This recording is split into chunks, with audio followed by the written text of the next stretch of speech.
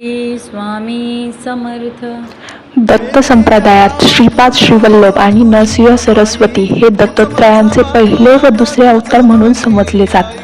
श्री स्वामी समर्थ हे नरसिंह सरस्वतीच होते, म्हणजे दत्तावतार होय. श्री गुरुचरित्रात प्रत्येक अध्यायात त्यांच्या अनेक अवतारांची माहिती वर्णिली आहे.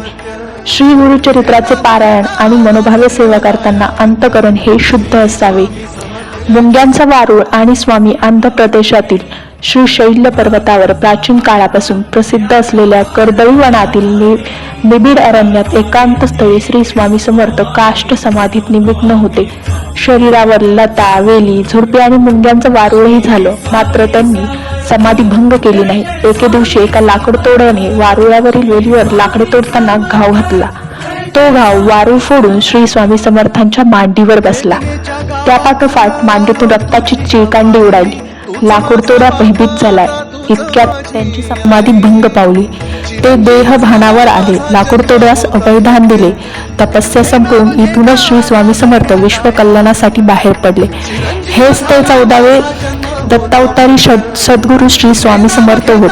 स्वामींचा जन्म कधी झाला, कोठे झाला याची कुठेही नोंद आढळत नाही. स्वामींच्या बोलण्यातून कधी त्याचा उलगडाही झाला नाही. म्हणूनच त्या दिवसाला आपण प्रगती म्हणून साजरा करतो. श्री स्वामी समर्थ.